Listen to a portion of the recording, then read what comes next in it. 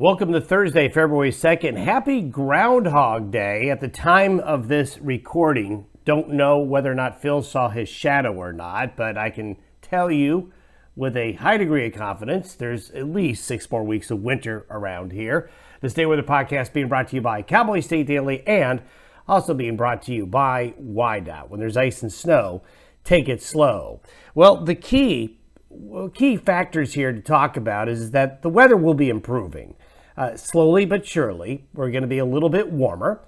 Temperatures are going to really noticeably be warmer in a few areas east of the divide today, and certainly more so by tomorrow and into the upcoming weekend.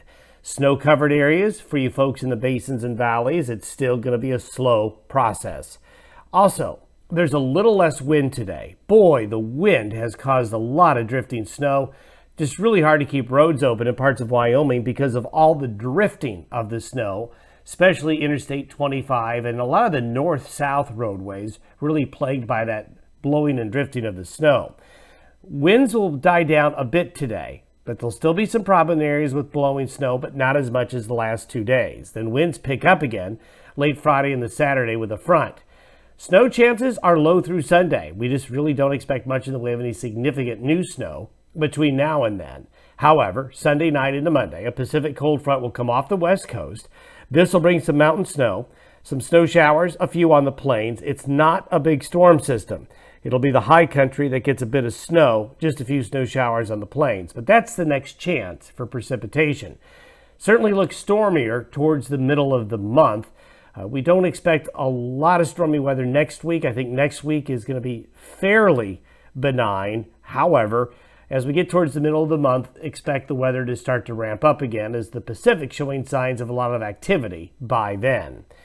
As we go through today, Groundhog Day, we're going to see the cold interject itself into the Great Lakes in New England, and that will be bringing some of the coldest winter weather of the season. It will be the coldest winter weather of the season for the northeastern United States. That's where the Arctic air is going to be, while we get to see a little bit of high pressure building in here over the next couple of days. And what that will do is help us out with temperature. And you see all these black lines getting this tight gradient of strong jet stream winds to move to the east as well is what's going to help out our wind condition today and into tomorrow with not as much of it. Here's the front that's going to be affecting us later on.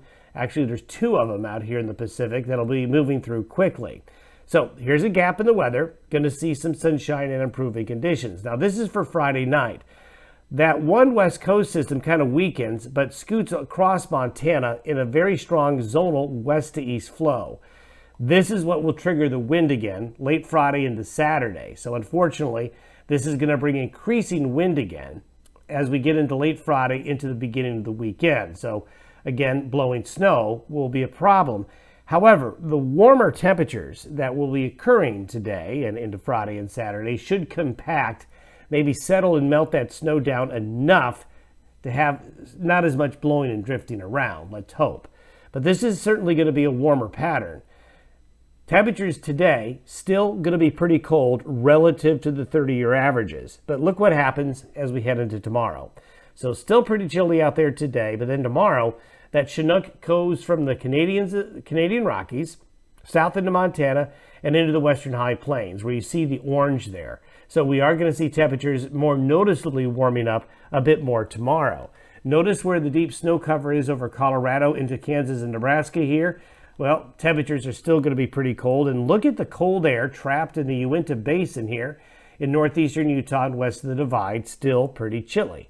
Precipitation-wise, through Sunday, we're going to see rain and snow move into central and northern California and the Pacific Northwest, but there's a large swath here that between now and Sunday, there's just not much going on. So at least it'll be dry. And this is what the snowfall total looks like through Sunday. As we get into Sunday night and Monday, that Pacific front, that next one, comes in. It holds together a bit better than the last one did. So there's going to be some weather associated with this wave. It'll be a quick mover, but do expect high country snow. You can see the precipitation that will be associated with it. Nothing terribly impressive, but there's going to be a little fresh snow falling on the mountain slopes with this system as it comes in as we get into Sunday night, Monday, and Tuesday of next week. And it will bring a little bit of a cool down back to the region as well. Now, after that front goes by, this is by next Friday, we have a pretty broad ridge of high pressure over the Rockies, and things, well, really don't look bad for the middle to the end of next week. Not a lot going on, but you can look off to the west and see a pretty good, well-formed low here off the California coast by late next week. And what will end up happening is we'll see a shift of that low towards the Great Basin and Rockies just around or just before Valentine's Day. And then as we see it get closer, this is by next Saturday. And then by next Monday, the following Monday, the 13th and into the 14th of February, we have a high over the Eastern Pacific. We have a broad trough over the west again.